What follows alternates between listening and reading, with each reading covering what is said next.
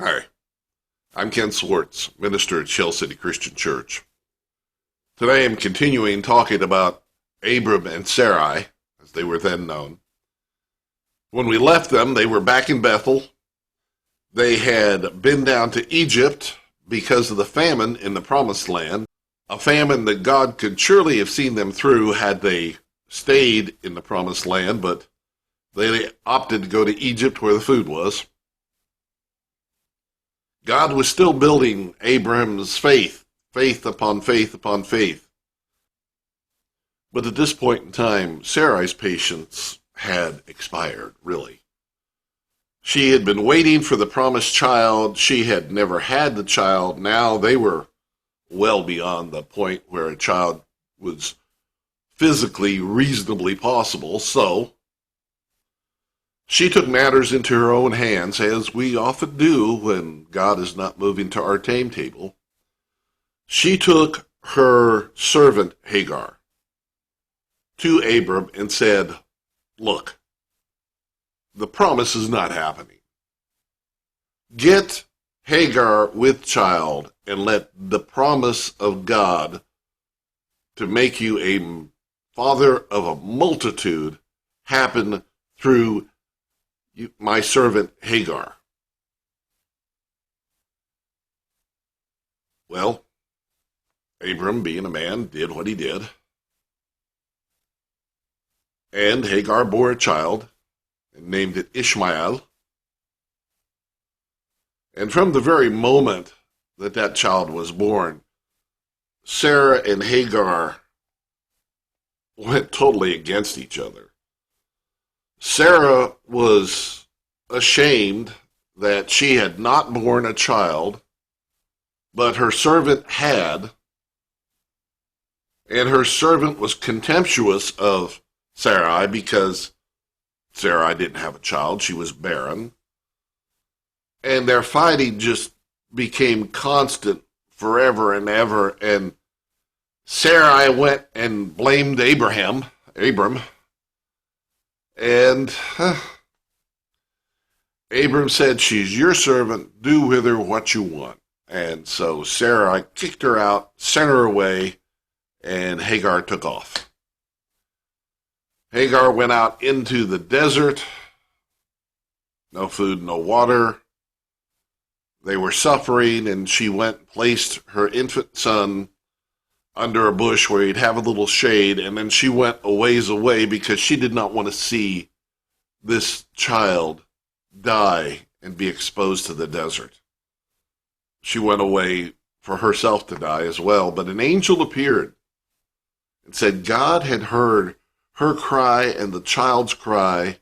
She was to go back, get the child, go back to her mistress, Sarai, and from there comes the angel of the Lord told Hagar that this child would be against his kinsmen and they against him all throughout history.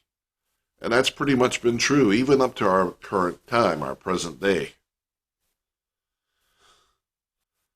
And so the Lord appears once again to Abram and says, "In 1 year, your child will be born from your wife." God says, in 1 year. He finally puts up a time, a deadline. 1 year, your child will be born.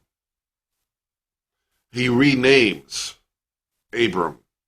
Abram being exalted father. He renamed him Abraham, which means father of a multitude. And Sarai, which meant my princess, became Sarah, which meant princess. Well, what's the difference? Well, Sarai is a term of endearment, what we men call our daughters, our princess. Whereas Sarah is a title. And so God's promise is fulfilled. Isaac is born. and he grows to be a young man, God appears to Abraham and tells him, take your son, your only son, whom you love. He's kind of turning the knife a little bit. Take him to Mount Moriah and offer him as a burnt sacrifice.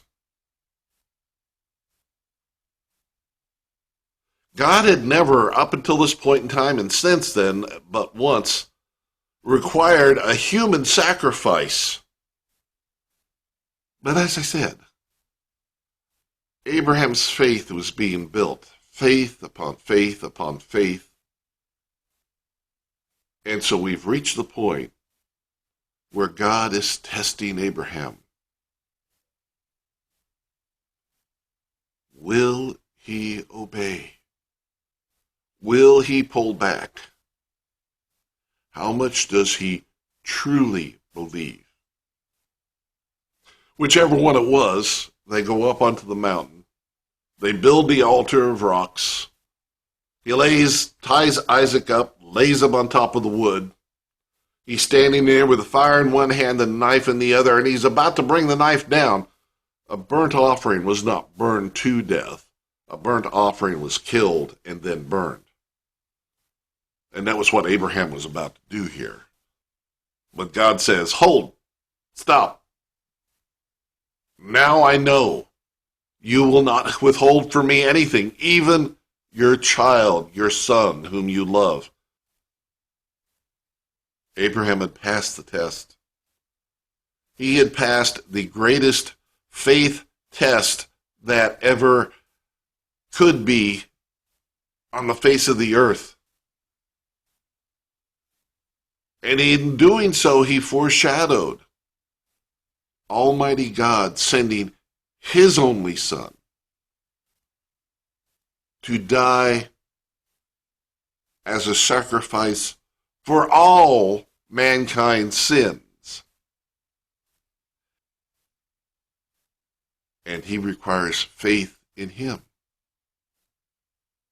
Abraham passed the ultimate test of faith. Now, what about you and I? How is our faith in God? Next week, I'm going to talk about the toolbox of faith, how faith is to be wielded in this modern day and age. Abraham passed the test.